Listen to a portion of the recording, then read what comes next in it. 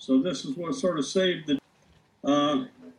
Another thing about Pearl, you might have heard about it. The Japanese had developed these midget submarines, and they tried to launch those to come into Pearl Harbor and do damage.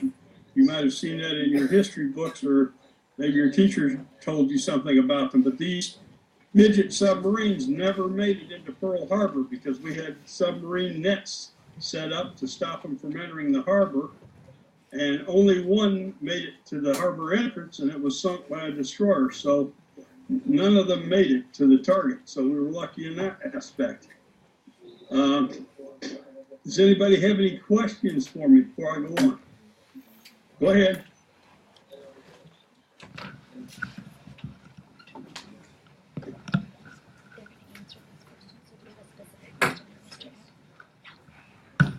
Could you repeat your job for us one more time, please? Oh, my job? Okay, I was actually an aviation structural mechanic, and my job basically was to do maintenance on aircraft fighters. I started out in the beginning of my career working on F-8 Crusaders, and then after the Crusader, I worked on the F-4 Phantom aircraft, and then after the F-4 Phantom went out of service, I worked on the the F-14 Tomcat, and then after the Tomcat, I worked on the F-18 aircraft. So I've worked on all the Navy fighters for about the last 22 years. Wow. Could you tell us again how many countries you've been to? I've been to 37 different countries in my Navy travels on carriers. Wow, that's pretty impressive. I've been all over the world.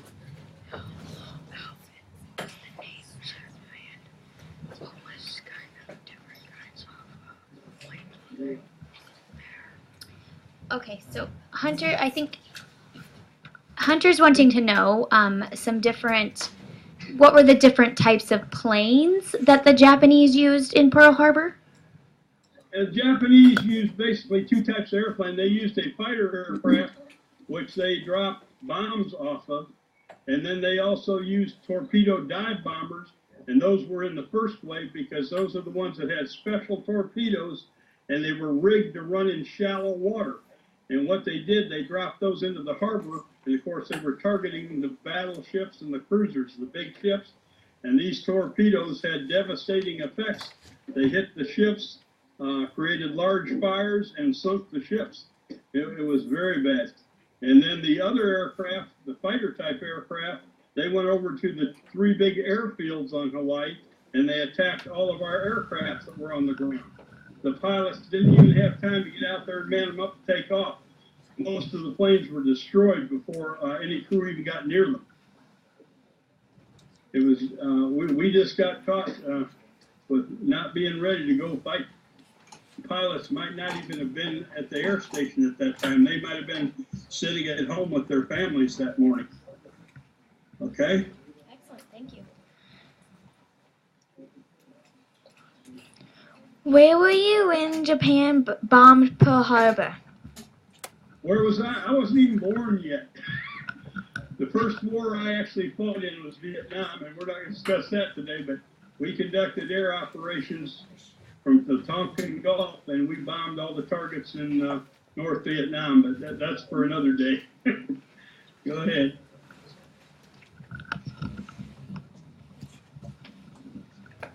Did you lose any loved ones or friends? I didn't lose any loved ones, but I did. It was in doing carrier operations during my career. We had planes literally shot down every day, just about. And the way you'd know this, we launched airplanes in groups of 4. So they would take off on the hour. We usually launched airplanes every hour off the carrier. They would go strike different targets in North Vietnam, and when they returned, they always came back flying in formation like a diamond. And if you looked up in the air and one of the planes was missing, they'd be flying what they call the missing man formation, and you know one airplane didn't make it back. And that was very sad. Most of them, however, in my time, they were able to eject from the airplanes, and unfortunately, they got captured by the North Vietnamese, and they got put in the Hanoi Hilton. And most of those guys came back after the war. that were shot down. Some of them were killed, but not all. Okay? Thank you. You're welcome. How was D-Day won? How was D-Day won? That's a very hard question. There was literally thousands of men involved. Very, very big operation. A lot of men got killed. When I think of words, all I can think of is blood, sweat, and tears. I hate to say that to a class, but it was a very violent, very big attack on a huge, huge front. And of course, the Germans were there waiting, and we engaged in battle, and it cost a lot of men's lives, but this is what we owe our freedom to today. Okay? Did that answer your question, I hope? Yes, it did. Thank you very much. Okay.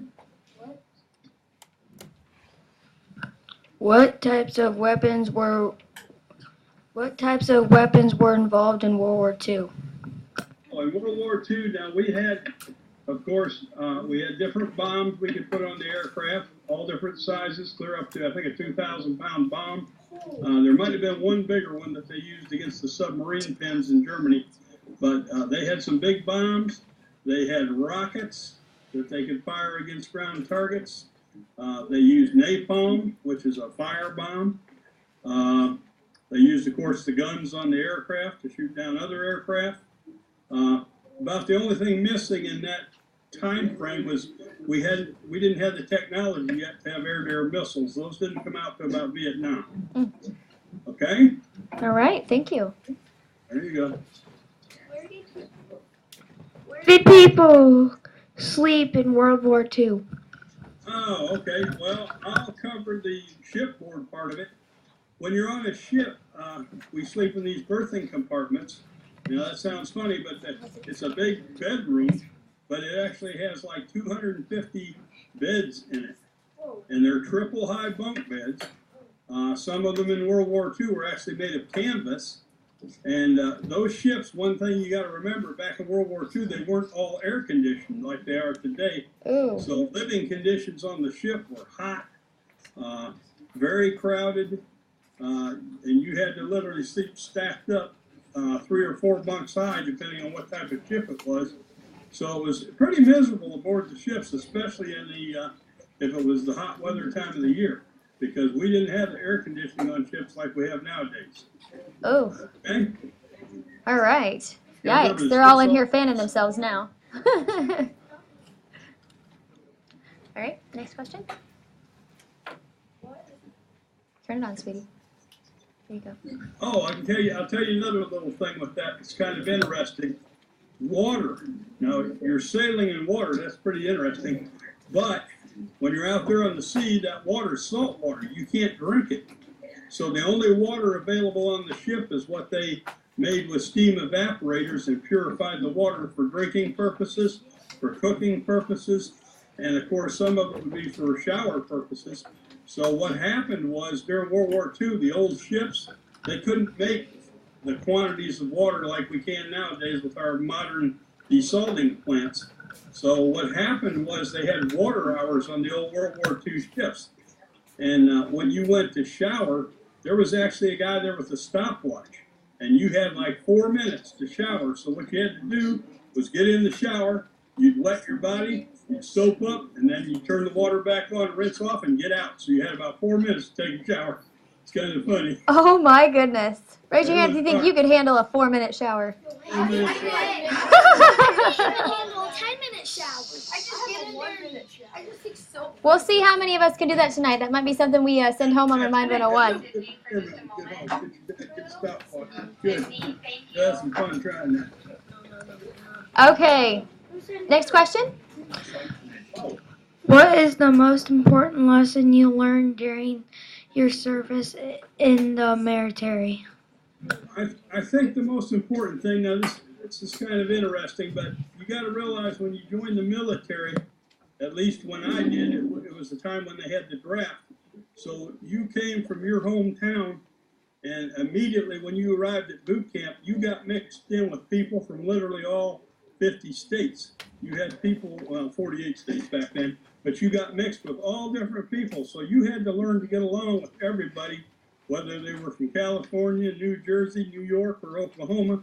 So we all got put together in a room, and we had to learn to operate as one because we all had a common goal, and that was to do our jobs in order to win the war. So there was very good training and cooperation toward learning to get along with everyone, and you're doing that in a condition that's hard to say the least. So I learned, I think, a lot of skills in getting along with people, working with people, and we always worked for a common cause. And I think it gave me a good outlook for future life because I've always been good at getting along with people no matter who they are. Okay? That's a good skill. Thank you. Okay, I've got a kiddo who would like to ask, and you can place this on any specificity if you want. It doesn't have to pertain to World War II, perhaps, or maybe just joining the military, or maybe your experience in Vietnam. When I joined the military, what happened was, actually I was a college student, and I wasn't, we'll say, really happy with what I was studying at the time. And I decided I wanted to take a break and go do something I'd never done before. And I've always loved mechanics because I liked working on cars when I was about 16. So I decided to join the Navy. And I guess the thing that got me was that they had the posters back then with, join the Navy and see the world. Well, I certainly got to do that. And the travels are something I never could replace. I've literally seen everything I wanted to see and enjoyed doing it.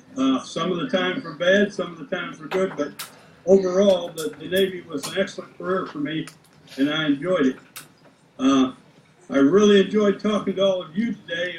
I love talking to the kids, but I'm going to turn it over now to my cohort here, Mel Lay, and he's going to tell you about World War II fighting in the jungles over in the Philippines. So I'm going to turn it over to him now, and he can really answer your World War II questions.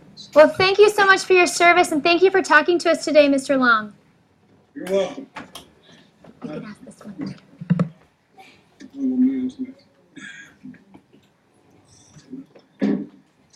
Gotta wash the windows here.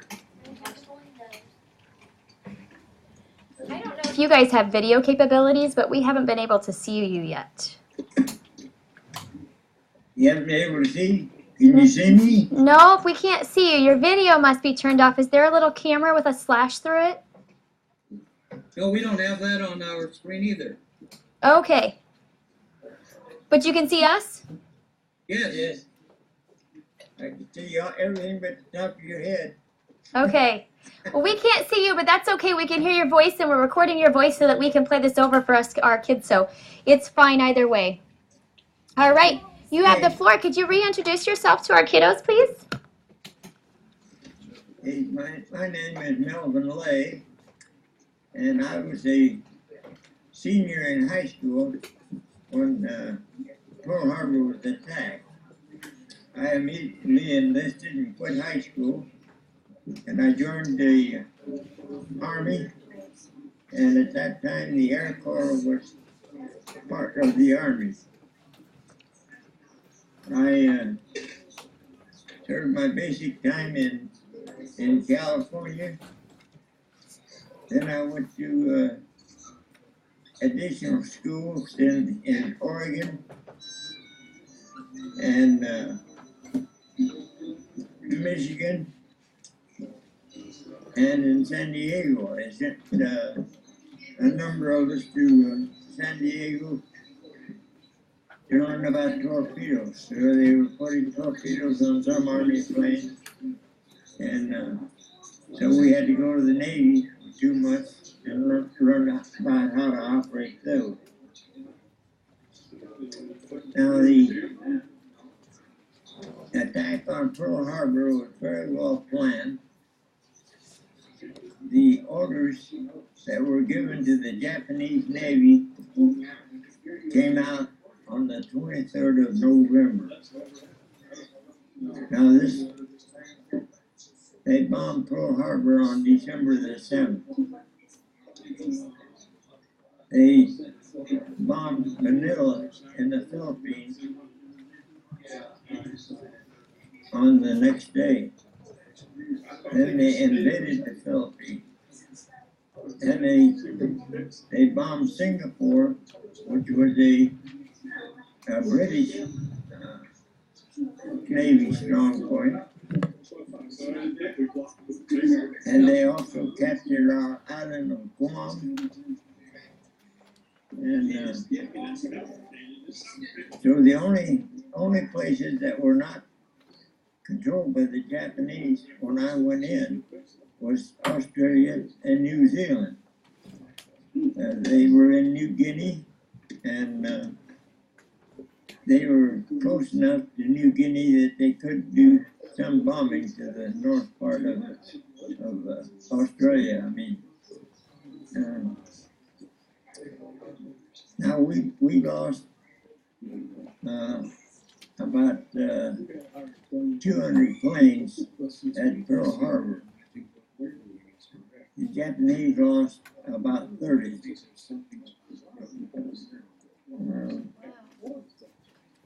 They went in and sunk all our big ships, which generally protected our aircraft carriers. I was in the 13th Air Force, which is called the Jungle Air Force. It was formed 13 months after Pearl Harbor, and it was formed on an island near Australia, New Caledonia. We were dubbed as the Jungle Air Force, and we never were in a civilized area. We served the whole war in the jungle area.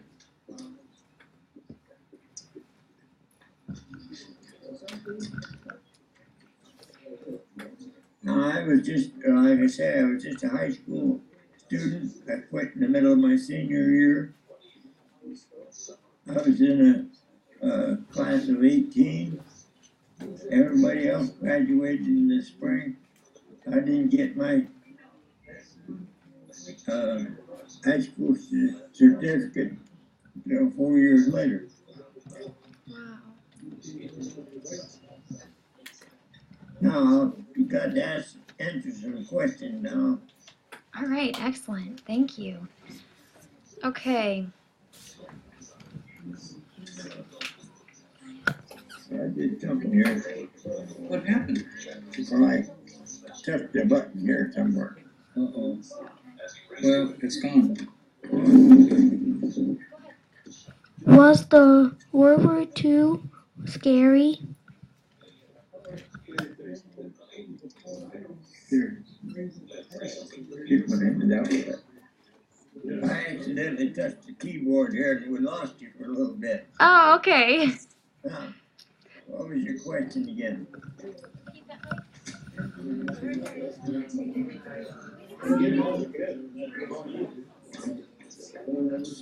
Was World War II scary? Was it scary? Yes. Yes, that's his question. Was it scary? Yes. Yes. Yes, I remember one time on Guadalcanal, the Japanese sent 125 planes to bomb us, trying to get us off there. And with that many planes dropping bombs, it is a little scary. Yep. Okay. Go ahead. Next question. Go ahead.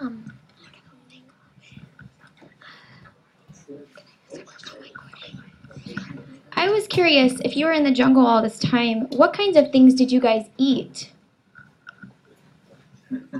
Mostly dehydrated food. Ooh, dehydrated food. Do you guys know what that means? Yeah. Okay. So it'd be powdered milk, powdered eggs.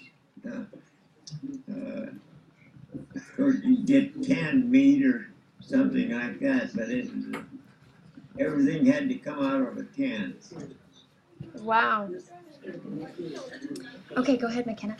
So, how long did you have to fight for World War II? Like, how long did you do it? Well, I was in almost 4 years.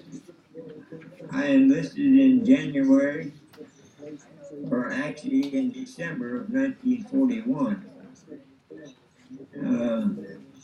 The Japanese surrendered on the second day of September in 1945, and I was sent home the next day from the Philippines. So that would be from 1941, it'd be all of 1942, all of 1943, all of 1944, and about 3/4 of 1945.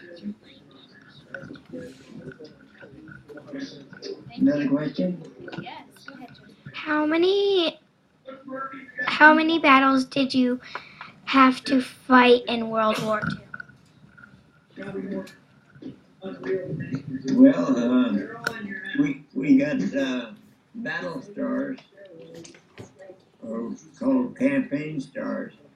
I ended up with 4 campaign stars on the Asiatic Pacific Theater ribbon, 1 campaign star on my American Theater ribbon, and that was for submarine patrol in the United States before we went overseas. And I got 1 campaign star for Philippine liberation. So that was for fighting in the Philippines. I fought up to the islands in New Guinea and then in the Philippines. But early in the war, it was kind of a give and take. MacArthur was on New Guinea. He would gauge the ground, and the Japanese would take it back.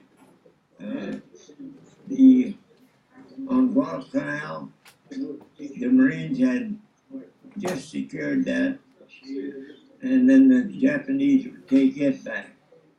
So the first part of the war wasn't very good. The Doolittle raid, if you heard of them, they were flying B-25, which is an Army plane, a twin-engine plane, and they flew it off of a carrier Hornet and bombed Japan. Now this was just 14 months, so that was a year and 2 months after Pearl Harbor. The damage they did was not that significant, but the morale was very low in the United States at that time. And the Japanese thought they were invincible and didn't have to have a lot of protection on their home country, and that kind of changed their mind. So they had to pull some of their aircraft and pilots back to protect their homeland. And then we went into the second phase, where we finally got air superiority and sea superiority. When we achieved that, we no longer just went in and took an island unless we needed it for something. If it was a strategic island for a air base, we would invade and secure the island. Otherwise, we would just bomb it to pieces. And with the aircraft and the sea power that we finally achieved, we could see that they didn't get any supplies. We didn't have to worry about it. Okay, we have 2 final questions. I have one specifically. Where do you call your hometown? Where were you before the war started? Where were you going to high school at? Winter, Wisconsin. Wisconsin, all right. Winter. Northern Wisconsin in the Hayward area. Tip of Floyd, if you got any musky fishermen. Okay. We're gonna introduce Ed now. They didn't see him before, so Ed's gonna say goodbye. Okay, sounds good. Thank you so much. Thank you for your service. they had a problem with the camera, so it's working now. I'm Ed. Hi, Ed. Yes. If you ever get when they come visit our museum, we'd love to have you. All right, great. Could we ask one final question? Sure. What advice do you have for our generation, these kiddos' generation, about how to be respectful citizens of the United States of America? Well, all I can say is, in World War II, we received a victory medal, and there has not been any given for any war since. So, our country has not really been engaged in any war and been 100% American from Vietnam or any of the other wars. World War II was an American project, true and true. Up to that time, the women didn't work in factories. And if it hadn't been for women, there's a lot of them airplanes we would not have flown. We're gonna have to go. Okay. Say goodbye to them. Does that end your question then? Yes, it does. Thank you so very much. What do we say, guys? Thank you. Goodbye. Thank you. Have a good day. Thank you so much. You're welcome. Ooh.